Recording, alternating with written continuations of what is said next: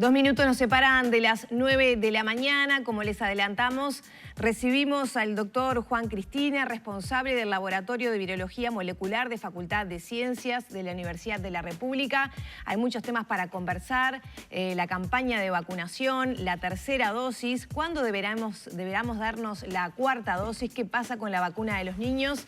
Son todos temas que dialogaremos con el doctor Cristina. Bienvenido, ¿cómo anda? No, un gusto siempre estar en su programa. Bueno, gracias a usted por la invitación. Tenemos una lista así de preguntas enorme para hacerle. Enorme. Me imagino, Primero ¿no? Les agradezco el espacio para poder, poder interactuar con usted y con la ciudadanía, que es tan importante. ¿Cómo calificaría o se evalúa desde el mundo científico la situación actual? ¿Estamos en pandemia? ¿Estamos en endemia? Uruguay, ¿qué etiqueta se le podría poner? Bueno, a ver, el primer mensaje es que la pandemia no terminó. Está bien, si bien nosotros hemos hecho una campaña de vacunación satisfactoria, tenemos más del 74% de la población vacunada, no es lo mismo ni en los países de la región y por supuesto que no en el mundo. Cuando hablamos de esa palabra tan difícil, que es si pasamos de pandemia a endemia, quiere decir, la pandemia es cuando ocurre en varios continentes, ¿no? Y la endemia es cuando tenemos una circulación del agente infeccioso en una relativa estacionalidad con algún brote puntual. Pero a los efectos, las virosis emergentes hacia el futuro no se debe mirar a una escala simplemente nacional, sino que tenemos que mirar la región, cómo están los países hermanos y, en mi opinión personal, obviamente salvo Chile, que está en una situación similar como nosotros, lamentablemente el resto de nuestros hermanos no están ni cerca de lo que deberían estar. ¿Y eso pone en riesgo a la población uruguaya teniendo en cuenta la reapertura de fronteras para la totalidad de extranjeros que cumplan sí con ese esquema de vacunación que se está solicitando, el ingreso del PCR negativo? Exacto, yo creo que, a ver, si se cumplen las normas, a ver, no es lo mismo tener la situación que teníamos hace 1 año y medio, otra cosa es hacer esto sin tener el 74% de la población vacunada. Ahora, ¿eso qué quiere decir? Que a veces, cuando nos va bien, tenemos la idea de que el asunto se terminó. ¿Está bien? Y el asunto no se terminó porque es un país que tiene fronteras, digamos que las fronteras nuestras con nuestros hermanos vecinos prácticamente, digo, no existen. No existen, ¿está bien? Entonces, ¿por qué la tercera dosis? Porque justamente como no depende solo de nosotros, la tercera dosis lo que hace es mantener lo que nosotros llamamos, esas palabras difíciles que se ven en la prensa, ¿no? Los títulos de inmunidad de nuestra población lo más alto posible. Eso es para que no aparezcan variantes virales. Quiere decir, eso lo que hace es despertar nuestro sistema inmunitario, ¿no? Estar siempre en alerta. Creo que es importante el mensaje de por qué lo hacemos y lo hacemos con estas vacunas, porque las vacunas fueron diseñadas para un estado de pandemia, un estado de emergencia sanitaria, en nuestro caso nacional, pero que no era solo nacional, ¿no? Como todo el mundo sabe. Entonces, si yo tengo esa situación, diseño vacunas que para ese momento. De hecho, hay 7 tecnologías diferentes que se están probando hoy de vacunas, ¿no? Hay más de 100 vacunas candidatas a poder llegar a la fase que llegaron estas vacunas. Entonces, las vacunas lo que me protegen es que yo, para decirlo claramente, no termine mal en el hospital. Está bien, yo tengo las 2 vacunas de Sinovac, tengo la tercera dosis de Pfizer, estoy, bueno, justamente en el rango de la población, vamos a decir, más sensible, que somos los veteranos. La probabilidad es decir, no es que yo no me pueda contagiar de la variante Delta, me puedo contagiar, pero las probabilidades que yo termine mal en el CTI, y justamente el problema era la saturación, ustedes podían ver las imágenes en India, cuando surge la variante Delta en una población no vacunada. Y el sistema muy tensado también en los aviones país, ¿no? Llegando llenos de balones de oxígeno porque no alcanzaba el oxígeno para darle. Esa no es nuestra situación. Entonces, ahora, yo me puedo contagiar, pero la vacuna me protege de tener una enfermedad, lo que nosotros llamamos sintomática grave, es decir, tener que ir al hospital, etcétera, ¿no? Entonces, creo que esos son mensajes importantes. No quiere decir que la evolución de la enfermedad no se utilicen más adelante vacunas de otra tecnología cuando salgamos del estado de pandemia, digamos, a nivel mundial, aunque Uruguay puede pasar a un estado de endemia. Es decir, en definitiva, en este momento vamos bien, pero no podemos, en mi opinión personal, decir el asunto se terminó, no nos preocupemos más, ¿no? ¿Y en qué rol juega entonces la tercera y la cuarta dosis? Los números muestran que hay un poquito más de reticencia a darse la tercera dosis en personas que ya están vacunadas. ¿Se puede hablar de que tenemos el esquema de vacunación completo contra el COVID solo con 2 dosis? Sí, usted tiene el esquema completo, pero le digo por qué hacemos esto. Ahora estamos mirando muy atentamente, por ejemplo, ustedes lo pueden ver estos días, qué es lo que está pasando en Inglaterra, ¿no? Pasó antes en Israel, ¿no? Nuestros colegas decían, empiezan a tener una subida de casos muy importantes. Los colegas dicen, ¿qué es lo que está pasando si hicimos todos los deberes? Y ellos vacunándose con Pfizer, ¿no? Sí, con Pfizer, sí, y hubiera sido lo mismo con... ¿Y allá era 1 o 2? Eran 2 dosis, ¿no? Con También 2 dos. dosis. Entonces,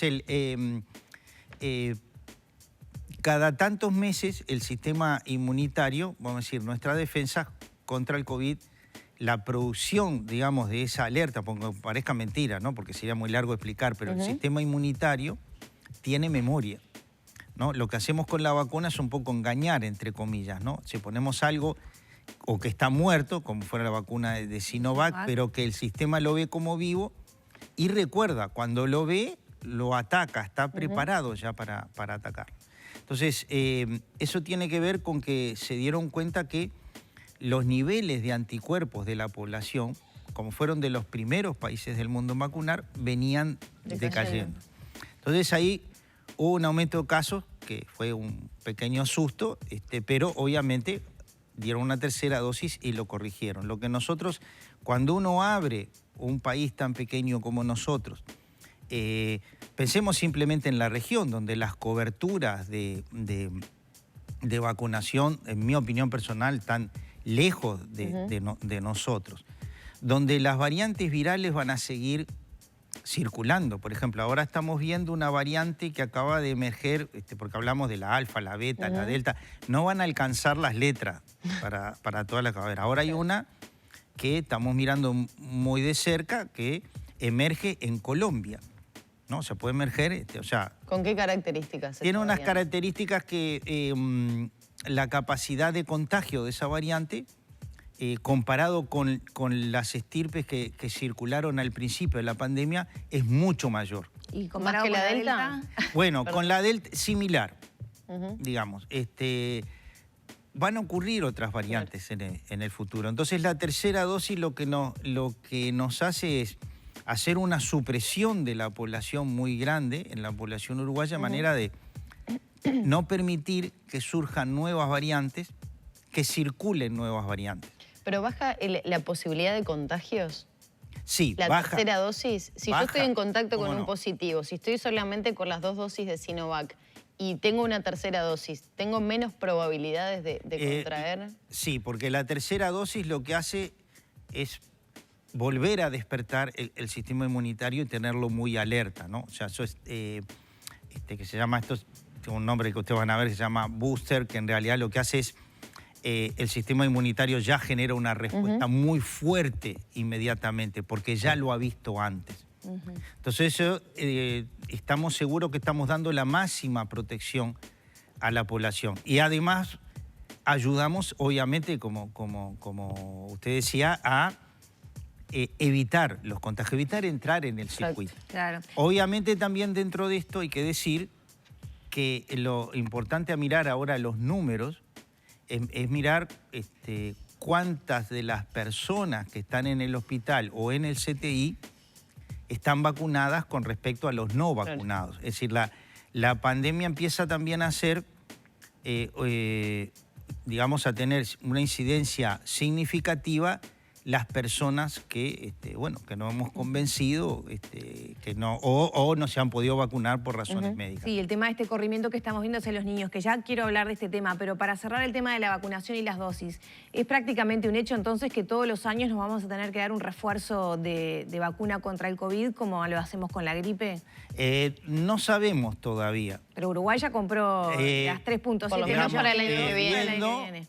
Quizás tengamos la cuarta, puede ser que la pandemia luego, o sea, incluso la endemia, se termine en algo residual. Claro. Yo creo que eso es probable, pero habría que tener la bola de cristal para saber si vamos a llegar a esa. Lo importante de nosotros salir de la pandemia, de la endemia, y que quede siendo una enfermedad residual. Las pandemias pasan. Eso es la historia de la humanidad, ¿está bien? Las pandemias pasan. El tema es cuál es el costo que usted quiere pagar. Porque la pandemia va a pasar. Lo que, claro, obviamente, lo que nosotros no queremos es tener un paciente en el CTI, ¿no? ¿Verdad? Claro. Cristina, para las personas, porque vemos un porcentaje de la población que es resistente al tema vacunación y no se van a vacunar, ya lo tienen decidido, sobre todo por la falta de conocimiento y el tiempo que llevó la elaboración de estas vacunas con ensayo, error y demás. ¿Qué va a pasar? Porque también lo que se argumenta es, bueno, de acá a unos años vamos a ver en quién tuvo más efecto negativo las personas que se vacunaron y la que no. Digo, para, bueno, explicarle un poco a esa población que todavía es resistente. ¿Cuáles son los costos y beneficios de la vacunación en sí? Digo, modo de un resumen. A modo de ejemplo, ¿usted conoce a alguien que se haya muerto o haya quedado paralítico de polio? No conoce. No, yo soy de una generación que fuimos la primera en vacunarnos y veíamos niños en el barrio con polio. Usted no conoce hoy a nadie. No. ¿Usted conoce a alguien que se haya muerto de viruela? No. De viruela se murieron 250 millones de personas. Los ensayos... Pero el tiempo en el proceso de vacunación sí, para los esas enfermedades fueron iguales. Para este caso, fíjese que es la primera vez en la historia de la humanidad en que desde que descubrimos el agente infeccioso que provocaba la enfermedad hasta que yo estoy hablando aquí con ustedes de la vacunación, pasó un tiempo que es absolutamente milagroso. Esto antes demorábamos 15 años en saber qué era y luego hacerla. ¿Por qué las vacunas fueron diseñadas? Lo cual no quiere decir que las vacunas saltaron los pasos, ¿no? Hay una... Por ejemplo, de las vacunas de virus inactivado, como es la Sinovac, en realidad lo que hacemos es crecemos el virus, ¿no?, en células y luego lo matamos, entre comillas, ¿no? Lo tratamos con un compuesto químico que hace que el virus queda inerte. Eso es lo que nos inyectan. Esa tecnología tiene más de 60 años de experiencia. Y las empresas que hacen estas vacunas, obviamente que no es la primera vez. Cambiaron de virus, ¿no? Cuando hablamos de las vacunas que se fabrican en Rusia con institutos muy prestigiosos, fueron esos vectores, con esos mismos vectores, cuando se habla de las vacunas de vectores, quiere decir que es un vehículo que se usa para llevar la vacuna, son los mismos que hicieron la vacuna contra el ébola. O sea, tienen más de 100 años de experiencia. Es decir, creo que en realidad... creo que estas son, si uno mira la historia de las vacunas desde Jenner en adelante, que fue el primero que hizo la primera vacuna, que de hecho es una observación que él hace, ¿no? Se llama vacuna porque viene de la vaca. Él observa que quienes ordeñan no se agarran viruela. Leí que para la erradicación de la polio fueron usadas vacunas diferentes. Una de emergencia al principio y otras como para mantener la situación. En el COVID, ¿se está pensando en lo mismo? Por ahí también leí que se está trabajando con la bacteria de la salmonela para generar otra vacuna diferente. ¿Vamos a tener que vacunarnos con otras plataformas más adelante? Sí, es probable. Hay plataformas que son, por ejemplo, de digamos, es como generar sintéticamente solo la cubierta del virus, sin nada adentro, ¿no? Eso es uno de los tipos de vacuna. Lo que estamos usando hoy es Pfizer, ¿lo vamos a tener que cambiar para 2024, no sé? Es probable que haya otras vacunas. Dependerá de la situación, pero creo que lo que hay que entender es que estamos trabajando en tiempo real. Por ejemplo, cuando uno dice, recuerdo las discusiones, primero hicimos las vacunas para personas mayores de 18 que no tuvieran otras condiciones de salud. Tampoco incluimos en ese primer tramo las mujeres embarazadas, por ejemplo. Habían quedado ¿no? Yo decía que no, en ese momento. ¿Por qué? Porque no teníamos los números. Entonces usted dice, bueno, ¿por qué no se nos ocurrió vacunar antes a los niños? Porque nosotros trabajamos en ciencia y entonces yo creo que hay que pensar que estamos trabajando en tiempo real. Las vacunas son la única solución que tenemos al problema. Y creo también que es la única solución para proteger a aquellas personas que por razones médicas no se pueden vacunar. Porque si aquí en el estudio hay una persona que no se puede vacunar por razones médicas, y nosotros tenemos todo hasta la tercera dosis, vamos a evitar contagiarlos más. Lo vamos a Ahora, Cristina, hoy al principio se lo consultábamos la cuestión de los niños, ¿no? Porque digo, ahí cada vez que se habla de vacuna y niños, hay quienes se ponen muy nerviosos con el tema, entienden que se los está tratando de conejillo de indias. ¿Por qué los niños antes no eran tan importantes? ¿Por qué no se enfermaban y ahora mágicamente se enferman? Entonces me parece que sería importante, digo, más allá de que puede sonar un poco irónico, pero sí explicarles por qué hoy los niños se están enfermando más, si se está constatando más registro de casos de niños que antes y sobre todo explicar el por qué y si efectivamente hay que vacunarlos a ellos. Son un montón de preguntas, pero digo, para hacerlo un poco más ágil. A ver, primero, es muy natural esa preocupación. Los científicos también somos padres, somos abuelos, somos madres, somos abuelas, ¿no? De todos los que están trabajando allí. Así que se imaginarán que la pensamos muy bien y por eso recién estamos hablando de estos grupos. Los números indican de los estudios que se han hecho de que la vacuna es muy eficaz. Y en realidad lo de los niños, ustedes vieron que incluso primero se vio la franja de 12 a 18, ahora está mirándose la entre 5 y 11 años. A través de estudios que han salido, digamos, en el cual se compara dos cosas que son fundamentales, ¿no? Que es la eficacia y la seguridad. Eso es lo que miramos en los niños. La eficacia es si en un estudio de 3.100 niños se compara la respuesta inmunitaria con un grupo de jóvenes entre 16 y 25 años. Y se ve que la respuesta es similar. La seguridad es que en ese estudio no se observa ningún efecto secundario, digo, con respecto a la vacuna, aunque la vacuna para niños tiene otra formulación. Ahí está, ¿qué es lo que cambia para niños y qué es lo que está estudiando ahora la Comisión de Vacunas cuando la FDA ya aprobó el uso de la vacuna para niños entre 5 y 11 años, vacuna de Pfizer? Bueno, a ver, porque los estudios se hacen no solo por la FDA, sino que siempre hay comités independientes, ¿no?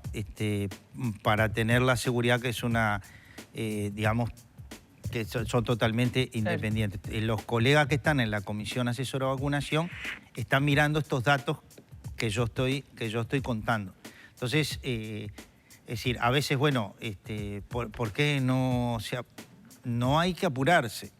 Está bien, yo entiendo que esos datos son buenos, pero creo que, como hemos hecho, hay que mirarlos. Por ejemplo, si usted me preguntaba hace un año, ¿y vamos a vacunar a los diabéticos, que ya sabemos que es una enfermedad muy importante y que tenemos muchos compatriotas que son diabéticos?